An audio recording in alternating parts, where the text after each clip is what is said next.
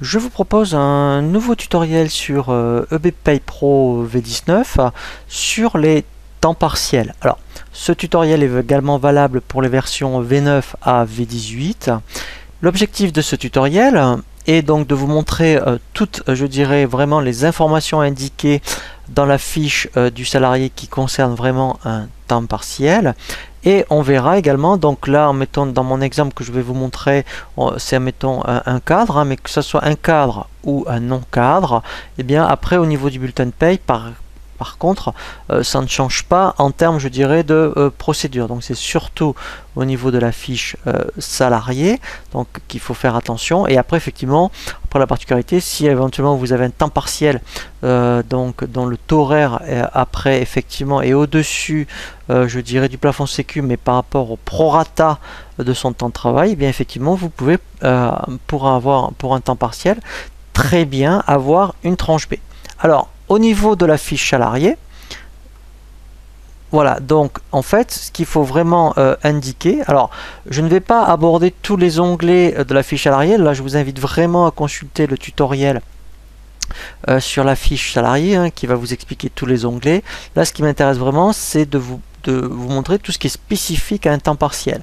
Donc en fait, là, ce qu'il faut surtout indiquer, c'est au niveau de l'onglet contrat de travail, alors que au niveau des modalités d'exercice, eh bien, c'est une personne à temps partiel. Et là, il faut absolument mettre qu'elle est à 0,80 par exemple, voilà. Et donc dans info paye par exemple, voilà. Donc là, admettons, donc là, il y a, elle est en salaire mensuel, voilà, pourquoi pas. Et en fait, donc ici par exemple, voilà, je vais dire, mettons, qu'elle est à 130 heures.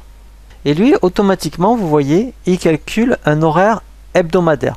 Voilà, donc voilà, donc c'est vraiment au niveau de la fiche salariée, c'est surtout ça en fait qu'il faut vraiment tenir compte lorsque après on fait la paye d'un taux de temps partiel. Alors ça c'est pour le RIB.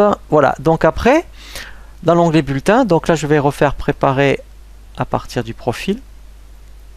Voilà, et là en fait vous voyez ce qui est intéressant, c'est que vous voyez il a proratisé son plafond. Vous voyez là, 2717 par rapport à son nombre d'heures. Donc là, en fait, il a multiplié le plafond sécu par 130 divisé par 151,67. Voilà.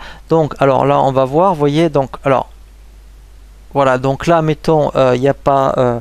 Alors, ce qui est intéressant, voilà, il n'y a pas de tranche B, puisqu'en fait, même le plafond proratisé, en même temps, ça ne dépasse pas. Voilà. Alors là, c'est intéressant. Bon, il y a de la GMP.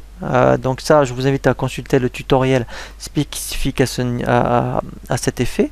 Mais après, voilà, donc qu'on soit cadre ou non cadre, il va proratiser, donc vous voyez le plafond. Alors après, effectivement, peut-être que en fonction, je dirais, de certaines rubriques de paye, peut-être que votre convention collective précise que effectivement lorsque c'est un temps partiel, eh bien la prime, par exemple une prime ou une prime d'ancienneté peut être proratisée, mais là par contre c'est vraiment du paramétrage spécifique. Donc là je vous invite vraiment à consulter le service des formations à distance si vous voulez vraiment être accompagné sur ce type de paramétrage.